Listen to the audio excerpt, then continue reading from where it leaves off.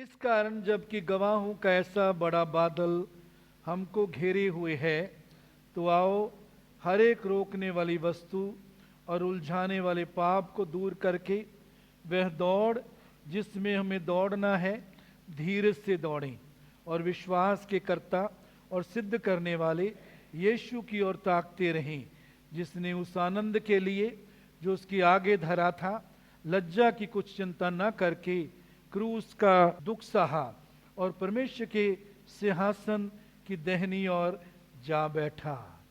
इस कारण जबकि गवाहों का ऐसा बड़ा बादल हमको घेरे हुए है। गवाहों के बड़े बादल के बारे में बात की गई है। यदि हम इब्रानियों 11 अध्याय पढ़ें, वहाँ बहुत से सेवकों के बारे में पुराने नियम के मूसा से लेकर और आखिर तक दाऊद शमूएल तक उनके बारे में बताया गया है कि किस प्रकार उन्होंने परमेश्वर के वचन पर विश्वास किया और आखिर तक वो विश्वास योग्य रहे, विश्वास में कायम रहे। उन सब का उदाहरण परमेश्वर का सेवक यहाँ 12 अध्याय में देता है। तो कहते हैं गवाहों का ऐसा बड़ा बादल हमको घेरे हुए है। तो लेखक बता रहा है, सिखा रहा है कि वो सब गवाह हमें उत्साह देते हैं कि हम भी विश्वास में कायम रहें। और 11 अध्याय में 2 बार लिखा कि उन्होंने प्रतिज्ञाओं को पूरा नहीं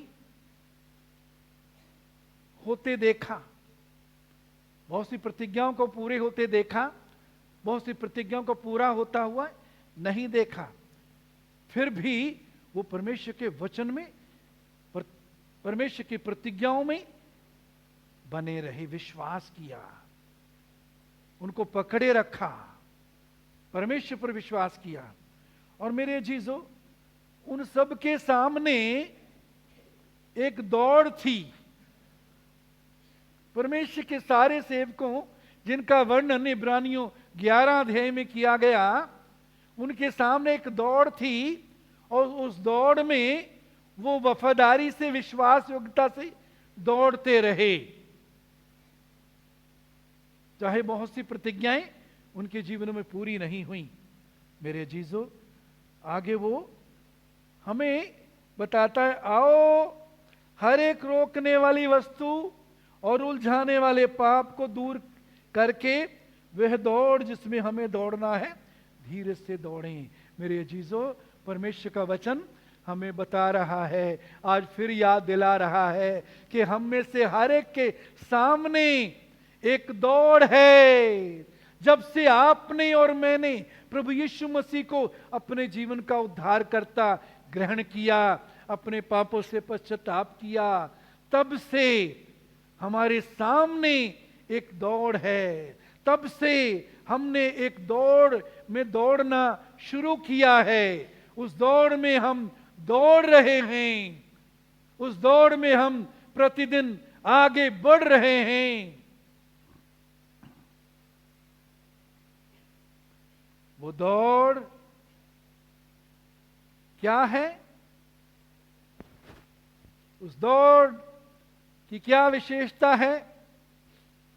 मेरे अजीजों, वो दौड़ यीशु के पीछे चलने की दौड़ है। वो दौड़ अपने आप का इनकार करके और अपना क्रूस उठाकर उसके पीछे चलने की दौड़ है। ये दौड़ है यीशु के समान प्रतिदिन बनते जाने की। ये दौड़ है यीशु के डील डौल तक पहुंचने की। यीशु के डील डौल तक पहुंचने का अर्थ हम जानते हैं कि आत्मिक रीति से यीशु जैसा जीवन, जैसा यीशु ने जीवन व्यतीत किया, वैसा जीवन व्यतीत करना, उसके आत्मिक डील डॉल की ओर बढ़ते जाना, उसके समान बनते जाना।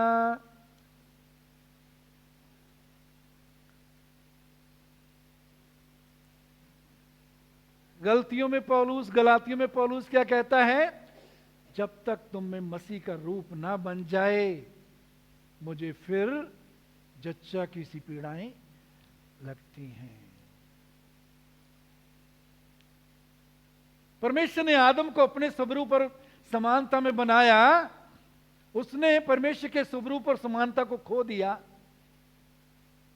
परमेश्वर वही स्वरूप और समानता उसने हम में डाली है, और वो चाहता है उस स्वरूप और समानता में हम प्रतिदिन बने रहें, उसमें बढ़ें, वो स्वरूप और समानता हम में से दिखने पाए, वो स्वरूप और समानता हमारे द्वारा दूसरों के जीवन में पहुंचने पाए।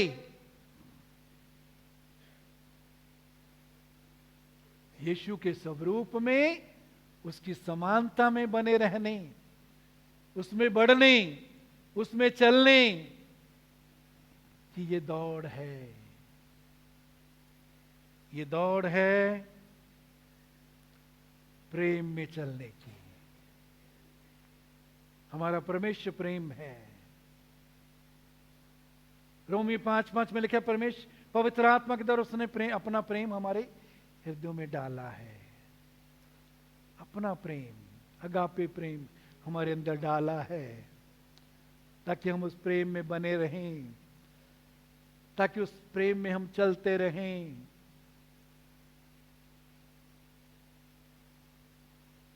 उस प्रेम में हम प्रभु की महिमा के लिए सहते रहें। उस प्रेम में हम नुकसान उठाते रहें। उस प्रेम में हम दूसरों को अपने से उत्तम जानें। उस प्रेम में हम दूसरों के लिए जिएं। उस प्रेम में चलते हुए हम मसीह को महिमा देने के लिए जिएं। ये दौड़ है क्षमा में चलने की, माफी में चलने की।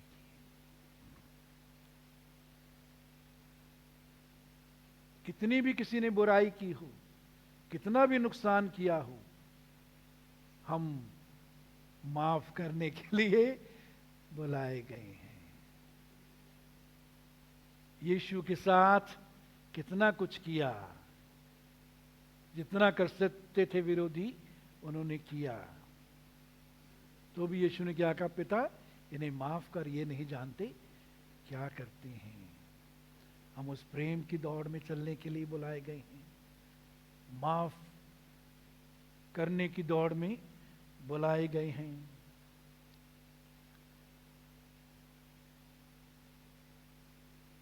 मेरे पिता की बड़ाई उसी से होती कि तुम बहुत सा फल लाओ। वो फल लाने की दौड़ में दौड़ने के लिए हम बुलाए गए हैं। आत्मा का फल प्रेम, आनंद, मेल, धीरज, कृपा, भलाई, विश्वास, नम्रता, संयम, यह आत्मा का फल यीशु का स्वभाव है। और आत्माओं को परमेश्वर के राज के लिए जीतना, ये दौड़ हमारे सामने है। जब पवित्र आत्मा तुम पर आएगा, तुम क्या पाओगे? सामर्थ पाओगे।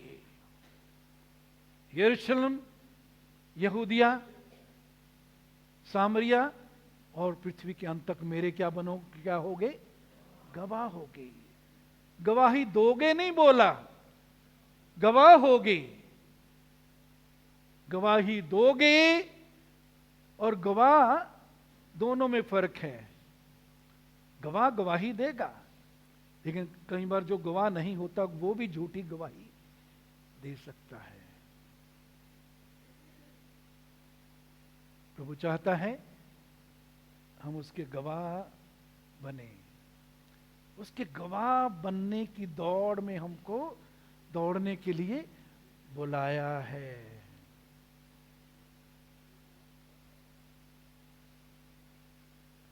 मसीह का वचन तुम में अधिकाई से बसने पाए, उसका वचन अधिकाई से हमारे अंदर बसने पाए। इस दौड़ में हमें बुलाया गया है कि वो उसका वचन हम में अधिकाई से बसने पाए। आत्मा से भरपूर होते जाओ, आत्मा से परिपूर्ण होते जाओ। आत्मा से परिपूर्ण होने की दौड़ में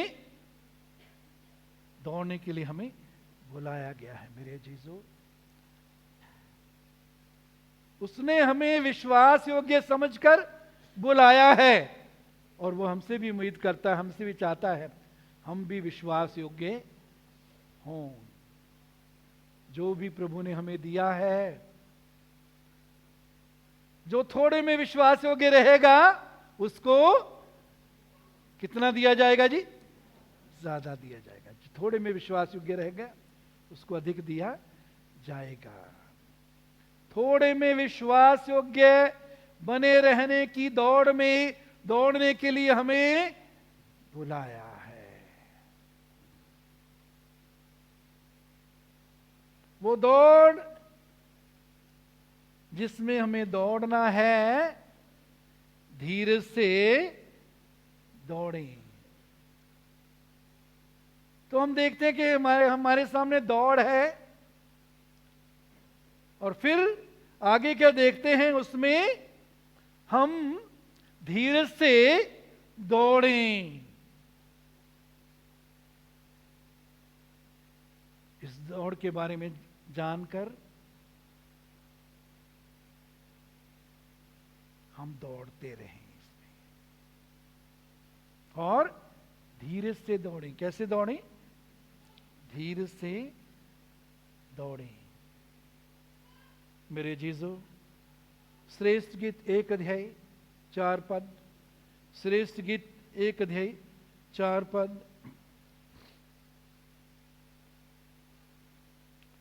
मुझे खींच ले, हम तेरे पीछे दौड़ेंगे। Draw me, we will run after you.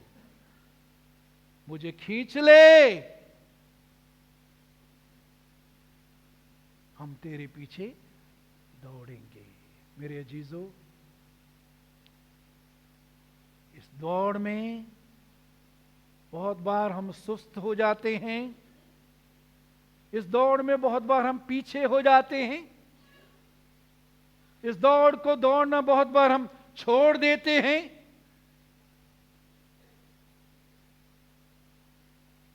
जब भी जीवन में महसूस करें कि हम दौड़ में सुस्त हो गए, पीछे रह गए, दौड़ से दूर हो गए, प्रभु को पुकारें, प्रभु मुझे खींच, मुझे अपनी ओर खींच प्रभु।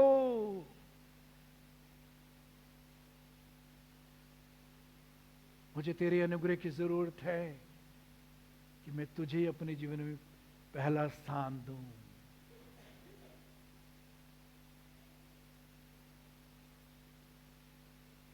प्रभु, मेरे जीवन में किसी और ने पहला स्थान ले लिया।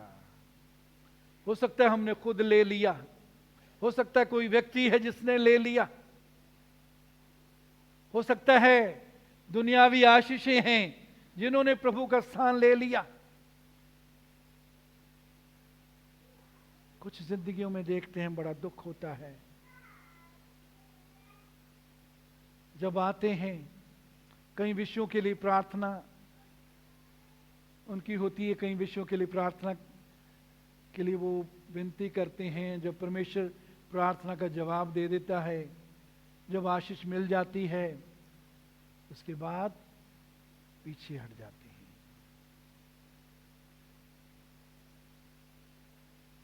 लेकिन हो सकता है हम यहां जितने बैठे हैं, देखने को बाहर दूसरों को नहीं लगता, परिवार को नहीं लगता, कलीसिया में किसी को नहीं लगता, दूसरों को नहीं लगता कि हम पीछे हट गए हैं दौड़ में। लेकिन आप जानते हैं परमेश्वर से हम कुछ छिपा नहीं सकते।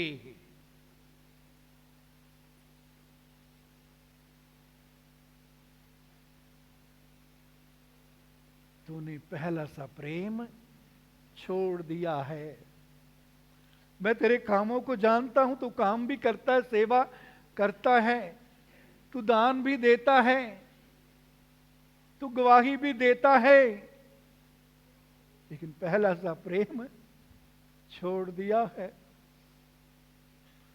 वो प्रेम जो हमको मजबूर करता था प्रभु के लिए जीने के लिए, प्रभु के वचन के अनुसार जीवन गुजारने के लिए, प्रभु की गवाही देने के लिए, प्रभु की सेवा करने के लिए, प्रभु के जीने के लिए, जीने के लिए जो प्रेम मजबूर करता था, जिस प्रेम में हम प्रभु को पहला स्थान देते थे,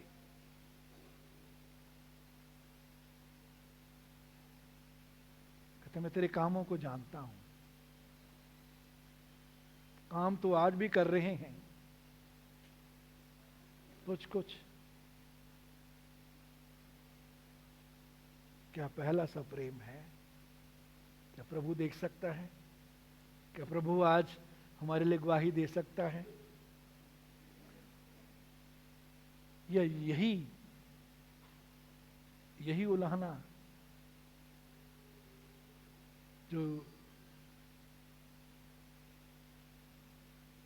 प्रकाशित वाक्य में उद्वेद देता है कलीसिया के लिए कि तूने अपना पहला सा प्रेम छोड़ दिया है। क्या वो पहला सा प्रेम मजबूर करता है कि हम प्रतिदिन प्रभु के साथ समय व्यतीत करें, उसे कहें प्रभु तू मेरे जीवन का प्रभु है, मेरे जीवन में मुझे अपने जीवन पर कोई अधिकार नहीं, मेरी आत्मा प्राण देह तेरा है प्रभु, तुम अपने नहीं कीमत देकर खरीद लिए गए हो, हम अपने नहीं हैं, यीशु ने अपने खून की कीमत देकर खरीद लिया है। इसलिए उस अपने देह के द्वारा, अपने शरीर के द्वारा, अपने जीवन के द्वारा उसकी और केवल उसकी महिमा करें।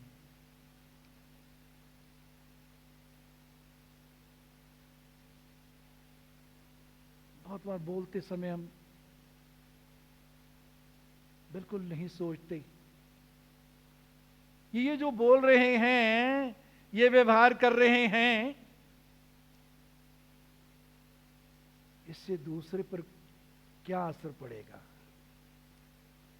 क्या वो प्रभु के नजदीक आएगा या प्रभु से दूर जाएगा? क्या ये बोलने के द्वारा, ऐसे व्यवहार के द्वारा हम प्रभु की ज्योति दूसरे के लिए बन रहे हैं या ठोकर का कारण बन रहे हैं? क्या हम पृथ्वी के नमक बन रहे हैं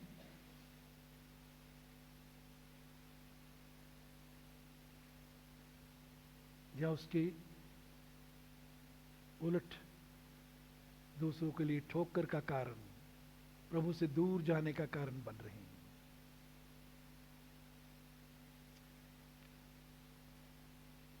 फिलिप्पियों 3 अध्याय 13 से 14 पद। फिलिप्पियों 3 13 से 14 पद।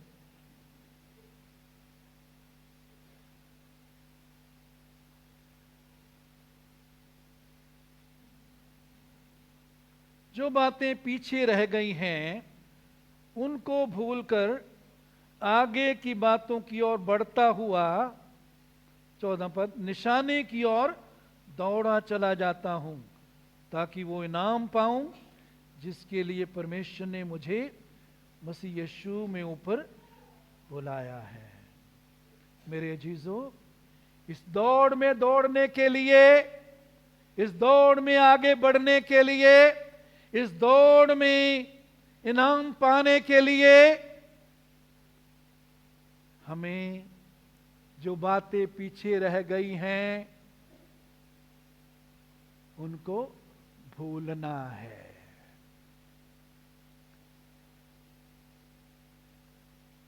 लोगों ने आपके साथ क्या किया, आप तो बिल्कुल सही थे, आपका कोई दोष नहीं था,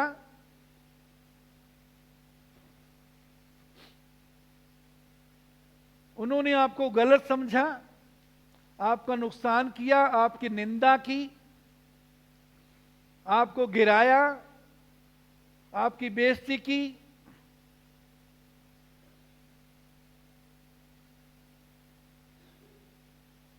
उसको हम भूलना नहीं चाहते कि बहुत बुरा किया दूसरे ने, मैंने तो उसके साथ बहुत अच्छा किया, उसने मेरे साथ कितना बुरा किया। वचन क्या कहता है, उन बातों को भूल कर, पीछे रह गई हैं उनको भूल कर।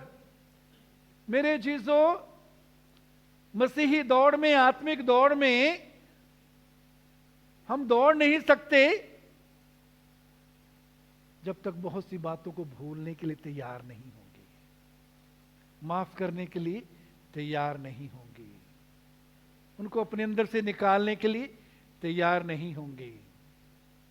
दौड़ में दौड़ नहीं सकेंगे, दौड़ नहीं सकेंगे, इनाम नहीं पा सकेंगे। जो बातें पीछे रह गई हैं उनको भूलकर आगे की बातों की ओर बढ़ता हुआ, आगे की बातों की ओर बढ़िए। वो आगे की बात क्या है,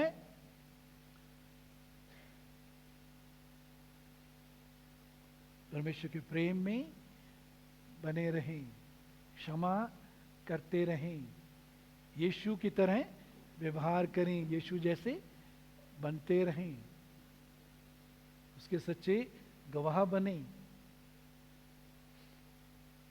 ताकि वो इनाम पाऊं जिसके लिए परमेश्वर ने मुझे मसीह यीशु में ऊपर बुलाया है। मेरे अजीजों, आपको और मुझको, हम सबको यीशु मसीह ने बुलाया है इनाम के लिए। प्रकाशित वाक्य में बहुत से इनामों के बारे में, बहुत से मुक्तों के बारे में वर्णन किया गया है। महिमा का मुकुट, ना मुरझाने वाला मुकुट।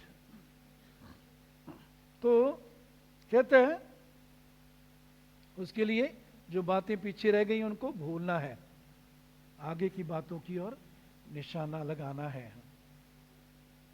पहला कुरिन्थियों 9:24, पहला कुरिन्थियों 9:24।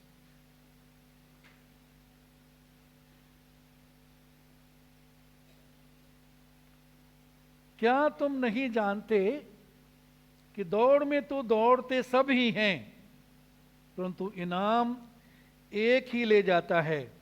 तुम वैसे ही दौड़ो कि जीतो, तुम वैसे ही दौड़ो कि जीतो। पहला कुरिन्थियों 9:24, ठीक है जी। तो यहां प्रभु का सेवक पौलुस क्या बताता है जी, कि दौड़ना है, कैसे दौड़ना है, कि हम क्या करें, जीतें।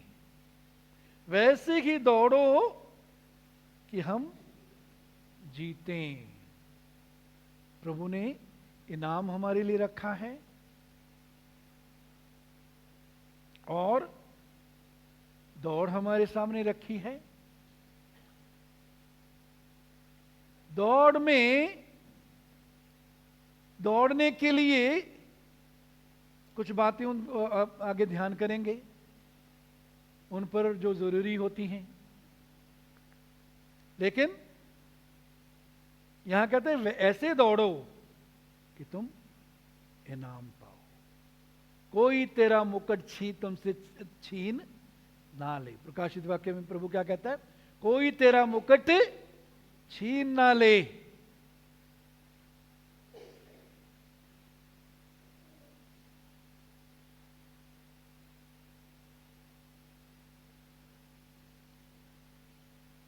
फिर हमने 12:1 में पढ़ा था, धीरज से दौड़ें। कैसे दौड़ें, धीरज से दौड़ें।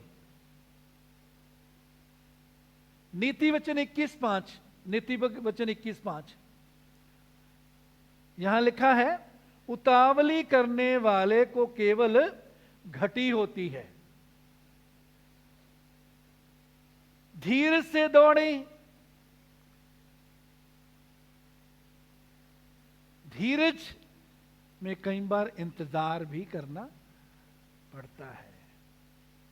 ये ऐसी दौड़ है जिसमें धीरज से इंतजार भी करना पड़ता है। कई बार हम अपनी ताकत से, अपनी बुद्धि से बहुत आगे बढ़ना चाहते हैं। मैं ये कर लूं, मैं वो कर लूं, मैं ये बन जाऊं, मैं वो बन जाऊं। धीरज से दौड़ें। परमेश्वर ने भी जो दौड़ रखी है हमारे सामने,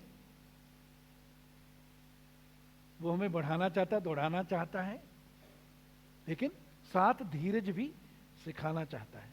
उतावली करने वाले को केवल घटी होती है। अगर उतावली करेंगे तो घटी होगी। मेरे जीजो, योएल 2:7 और 8 पद। योएल 2:7 और 8।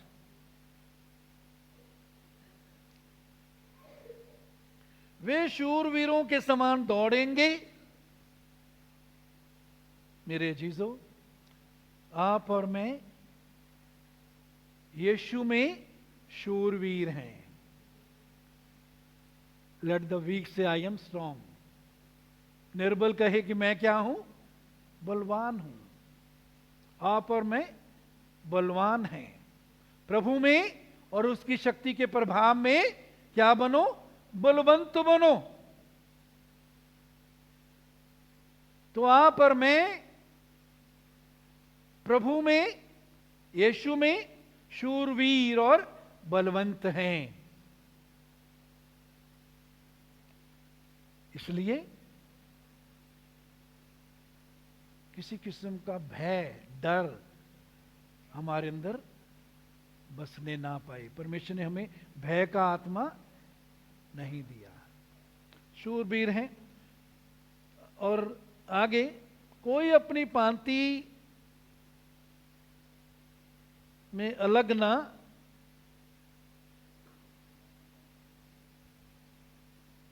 चलेगा। सब अपने पांति पांति में चलेंगे, कोई अलग ना चलेगा। एक दूसरे को धक्का नहीं लगाते। ये दौड़ने वाले, ये प्रभु की फौज, परमेश्वर के लोगों, शूरवीरों की खासियत बताई गई है कि वो इस दौड़ में दौड़ते हुए एक दूसरे को धक्का नहीं लगाते। कई बार दूसरे को हमसे आगे बढ़ते हुए, दौड़ में आगे बढ़ते हुए देखकर हमें ईर्ष्या होती है। ये तो मेरे से पीछे इसने दौड़ शुरू की थी, ये तो मेरे से बाद में आया था, ये आगे दौड़ गया, आगे निकल गया। उस ईर्ष्या के कारण और बहुत सी चीजें आ जाती हैं। गुस्सा आ जाता है, कड़वाहट आ जाती है, उसकी विरोधता करने लगते हैं। परमेश्वर के सेवक की भी विरोधता करने लगते हैं। मैंने अपने जीवन में कुछ लोगों को देखा, जब उनके परिवार के मेंबर को प्रभु ने यहाँ कोई जिम्मेवारी दी स्टेज पर, तो उनके कुछ परिवार के मेंबर इसलिए उन्होंने ये चर्च छोड़ दिया, दूसरे चर्च में जाने लगे, क्योंकि यहाँ उनके परिवार को मेंबर था जिसकी तरक्की से वो खुश नहीं थे। ये कहीं कुछ बार हुआ है हमारी सेवकाई में। तो हम कभी भी एक दूसरे को धक्का नहीं लगाते, भी अपनी अपनी राह पर चलते हैं। जिस दौड़ में हमें बुलाया है उसी में दौड़े। अगर कोई हमसे आगे चला गया है, परमेश्वर का धन्यवाद उसके लिए देंगे। अगर हमसे पीछे है, उसके लिए अच्छा नमूना बने, उत्साह का कारण बने। यदि हो सकता है उसकी उंगली पकड़कर, हाथ पकड़कर आगे उसको बढ़ाएं, और जो आगे बढ़ गया है उसे सीखें, ईर्ष्या ना करें। शस्त्रों का सामना करने से भी उनकी पांति नहीं टूटती।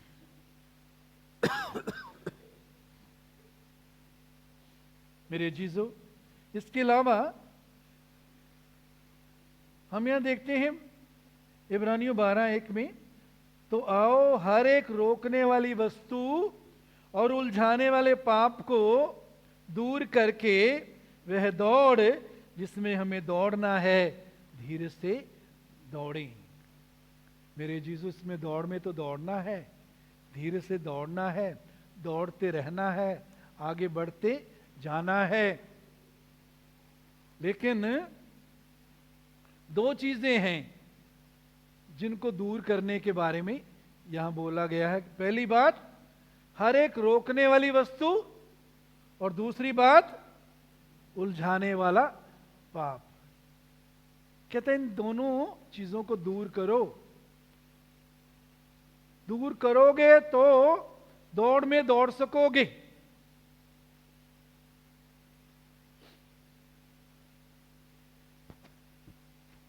मेरे जीजो, हमारी जिंदगी में बहुत सी चीजें ऐसी होती हैं जो पाप तो नहीं होती, लेकिन वो आगे दौड़ने के लिए भार जरूर होती हैं। जो दौड़ने वाले होते हैं, रनर होते हैं, आपने देखा होगा स्टेडियम में या आपके आस पड़ोस में या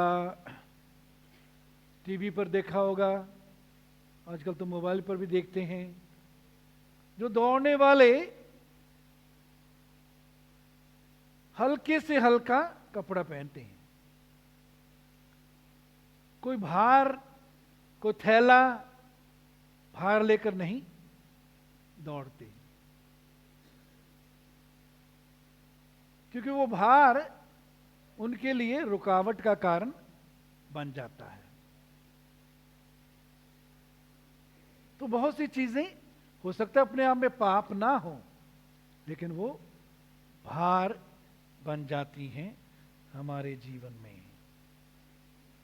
मेरे अजीजों, वो रोकने वाली वस्तुएं और उलझाने वाले पाप, इनके बारे में कुछ मिनट में हम ध्यान करेंगे, जिनको हमें अपने जीवन से अलग करना है, दूर करना है। दूर नहीं करेंगे, दौड़ में दौड़ नहीं सकेंगे। दूर नहीं करेंगे, पीछे रह जाएंगे। इब्रानियों 3:12 इब्रानियों 3:12, हे भाइयों, चौकस रहो कि तुम में ऐसा बुरा और अविश्वासी मन ना हो जो तुम्हें जीवते परमेश्वर से दूर हटा ले जाए। मेरे जीजों, बुरा और अविश्वासी मन, ये हमको जीवते परमेश्वर से दूर कर देता है। बुरा और अविश्वासी मन जीवते परमेश्वर से हमको दूर ले जाता है।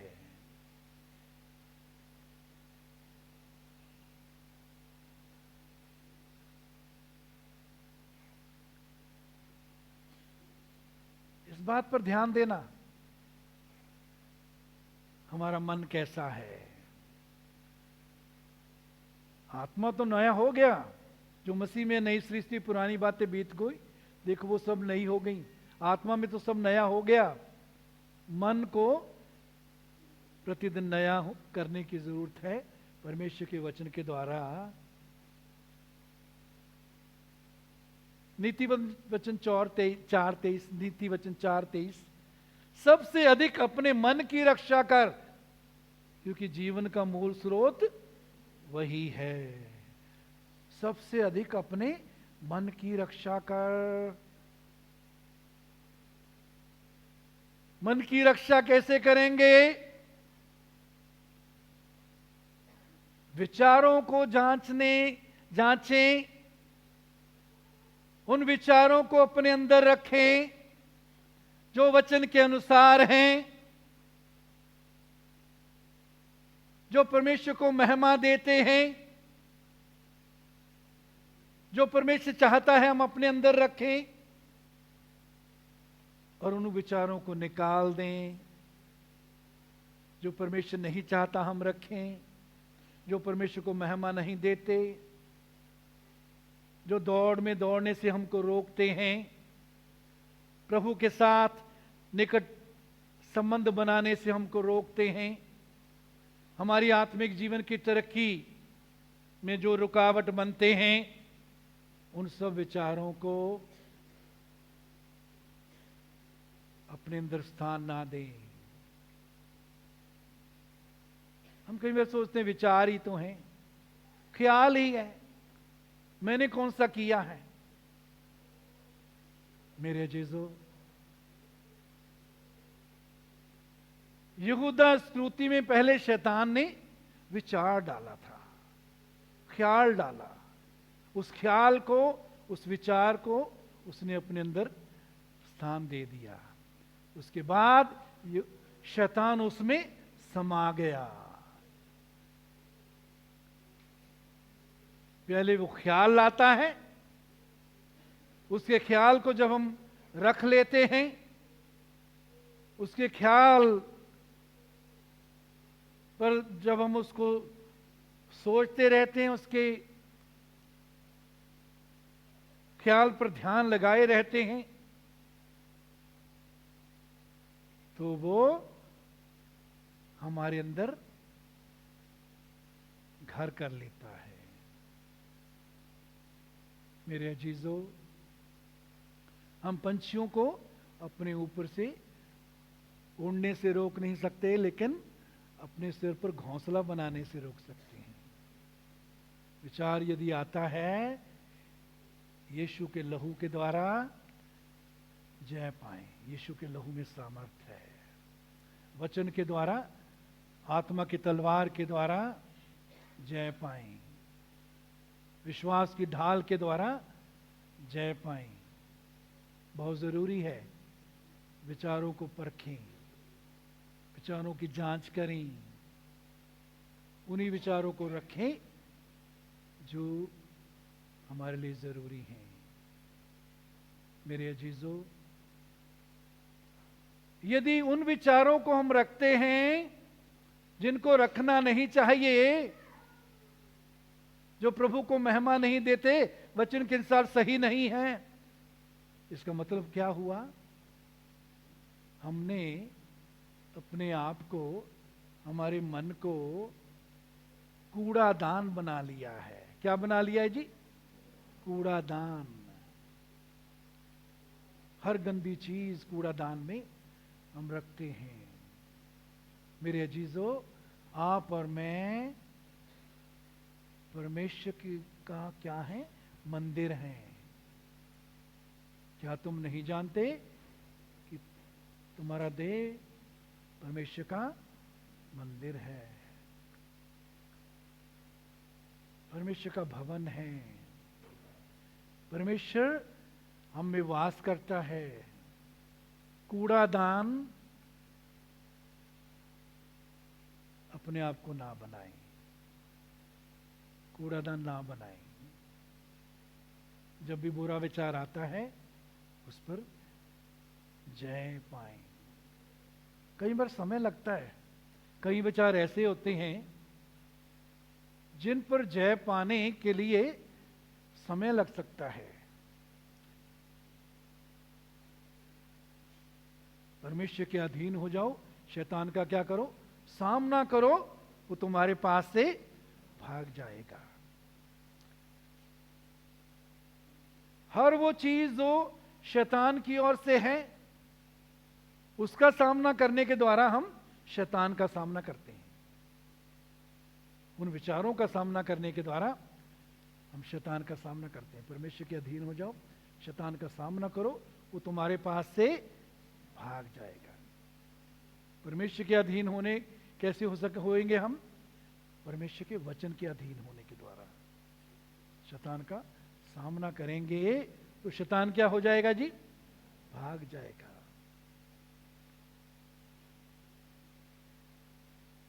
यहां 4:7 में, जेम्स 4:7 में जहां लिखा है परमेश्वर के अधीन हो जाओ, शैतान का सामना करो, तुम्हारे पास से भाग जाएगा। इब्रानियों में है, इब्रानियों में जो है उसका अनुवाद है रन विद टेरर, डर के साथ भाग जाएगा, दुम दबाकर भाग जाएगा। जैसे कुत्ता डर से पूंछ दबाकर भागता है, ऐसे भाग जाएगा। उस पर हम जय पाएंगे। आप और मैं जय की दौड़ में दौड़ने के लिए बुलाए गए हैं। कभी गिर भी जाते हैं, कोई बात नहीं, धर्मी 7 बार गिरता है, प्रभु उसको खड़ा करता है। खड़े हो जाएंगे। हम मसीह में अब सुअर नहीं, हम भेड़ हैं। हम प्रभु की भेड़ हैं। भेड़ गिर सकती है लेकिन गंदगी में पड़ी नहीं रहती, खड़ी होकर आगे बढ़ती है।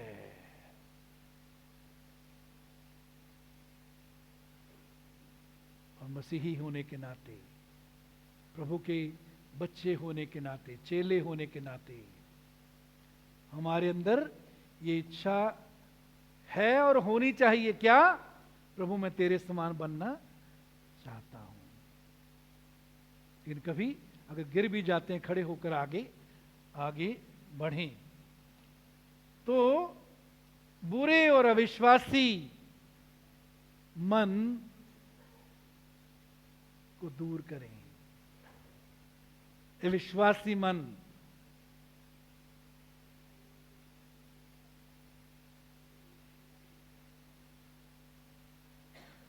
पुराने नियम के लोगों के बारे में ये इसी मेरे ख्याल शायद में है कि अविश्वास के कारण पुराने नियम के जो लोग हैं उनके जंगल में वो मारे गए। अविश्वास के कारण वो प्रतिज्ञा के देश में दाखिल नहीं हुए। किसके कारण? अविश्वास के कारण। लेकिन हम परमेश्वर के वचन पर विश्वास रखकर बने रहें। परमेश्वर का वचन पर विश्वास जो है वो अविश्वासी मन से हमको जय देता है। हमारा मन विश्वास करने वाला बने। विश्वास सुनने से, सुनना मसीह के वचन से होता है।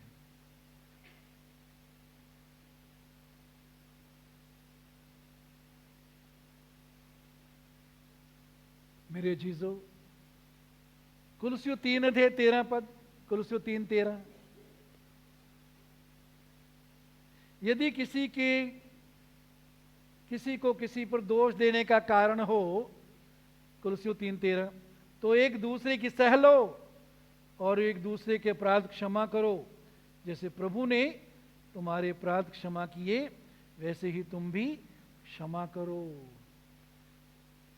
एक दूसरे के साथ दोष देने का कारण हो सकता है, कारण बहुत से हो सकते हैं। लोग हमें गलत समझते हैं, हमारे साथ बुराई करते हैं, हमारे साथ खड़े नहीं होते, वफादार नहीं रहते, बहुत से कारण हो सकते हैं। लेकिन क्या कहता है? एक दूसरे की क्या कर लो? सह लो। एक दूसरे की सह लो। क्या करो जी? एक दूसरे की क्या करो? एक दूसरे की सह लो। मेरा अनुग्रह, प्रभु कहता है, तेरे लिए काफी है। कई बार कहते हैं प्रभु मैं नहीं सह सकता। प्रभु हमें ऐसी परीक्षा में पढ़ने नहीं देता जो हमारे सहने से, हमारी सामर्थ्य से बाहर हो। उसमें से निकलने का रास्ता भी निकालता है। एक दूसरे की सह लो और एक दूसरे के अपराध क्या करो, क्षमा करो। सहेंगे नहीं, क्षमा नहीं करेंगे, ये हमारे लिए भार बन जाएगा, ऐसा पाप बन जाएगा जो आसानी से हमें उलझा लेता हो। कुछ अनुवादों में लिखा है आसानी से उलझाने वाला पाप।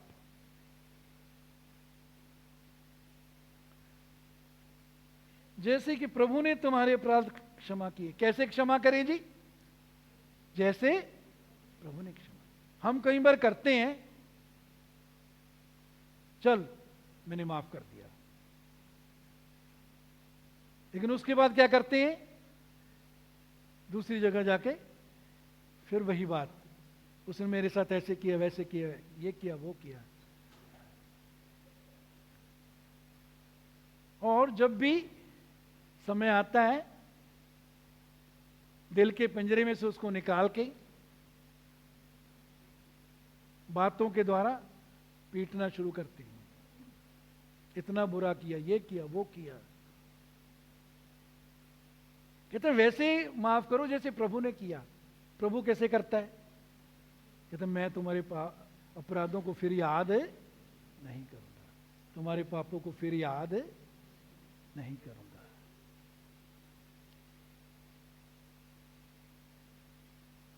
वैसे ही करें, कहता है उनको याद ना करें। याद ना कम, ये नहीं कि हमारी याददाश्त में से बिल्कुल वो जो है बिल्कुल 100% साफ हो जाए, लेकिन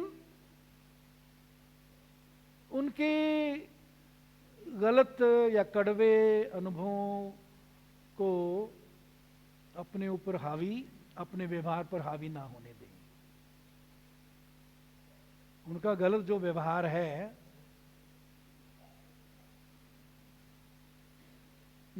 उसको अपने ऊपर हावी ना होने दें। अपनी बातों, अपने कामों पर, अपने व्यवहार पर हावी ना होने दें। दूसरी जगह प्रभु क्या कहता है? मैं उनके अपराधों को समुद्र की तह में फेंक दूंगा। समुद्र की तह, जहां प्रभु उनको देखना नहीं चाहता। फिर कहता है मैं उनको पीठ पीछे फेंक दूंगा। हम कई बार फेंकते हैं पीठ पीछे की नहीं, अपने सामने, ताकि जब समय मिले फिर याद करें, फिर उसकी बुराई करें। मेरे जीजो, ऐसा करने से हम दूसरे का नुकसान नहीं, अपना नुकसान ज्यादा करते हैं। हम सोचते कई बार दूसरे का नुकसान कर रहे हैं, हम अपना नुकसान करते हैं। बहुत बार हमारी प्रार्थना का जवाब इसलिए नहीं मिलता क्योंकि हम प्रेम में नहीं चलते, माफ नहीं करते। बहुत बार बीमारी से चंगाई इसलिए नहीं मिलती क्योंकि हम प्रेम में नहीं चलते, माफ नहीं करते।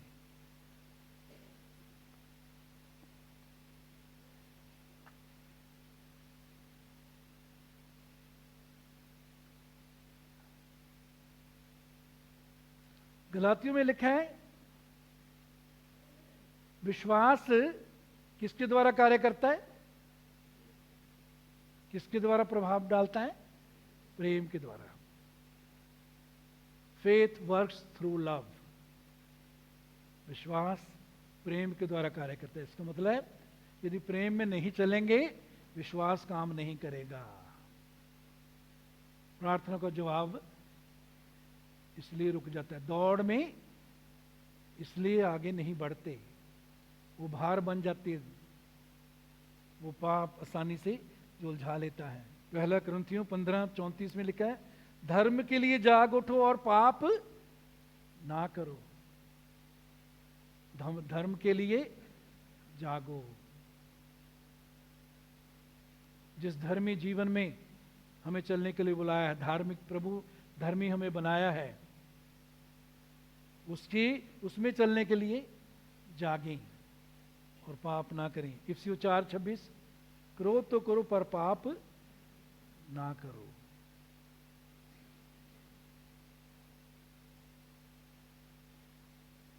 कई बार बच्चों पर क्रोध इसलिए करते हैं कि हम उनको प्यार करते हैं, उनका सुधार चाहते हैं। लेकिन कई बार क्रोध क्योंकि हमारे अंदर कड़वाहट भरी भरी होती है, ईर्ष्या होती है हमारे अंदर, इसलिए क्रोध करते हैं। तो जब ईर्ष्या, कड़वाहट और ऐसी बातों को रखकर क्रोध करते हैं तो हम पाप करते हैं। उसके क्रोध के वश में आकर कुछ भी बोलते हैं, कुछ भी करते हैं। पहला यूहन्ना 2:1, हे बालको, मैं ये बातें तुम्हें इसलिए लिखता हूं कि तुम पाप ना करो, और यदि कोई पाप करे तो पिता के पास हमारा एक सहायक है, अर्थात धर्मी यीशु मसीह। कहता पाप ना करो, लेकिन यदि हो भी गया, पिता के पास हमारा सहायक है, जो हमारा वकील, हमारा महायाजक, जिसके लहू में आज भी सामर्थ्य है। विश्वास से जब हम उसके लहू से अपने आप को धोते हैं, विचारों को धोते हैं तो विचार साफ हो जाते हैं, जुबान को धोते हैं जुबान साफ हो जाती है, कानों को धोते हैं कान साफ हो जाते हैं, हाथों को धोते हैं हाथ साफ हो जाते हैं, पाँव को धोते हैं पाँव साफ हो जाते हैं। और हम उस दौड़ में धीरे से दौड़ते रहते हैं, आगे बढ़ते रहते हैं, जिसमें दौड़ने के लिए प्रभु ने हमें बुलाया है। आइए प्रार्थना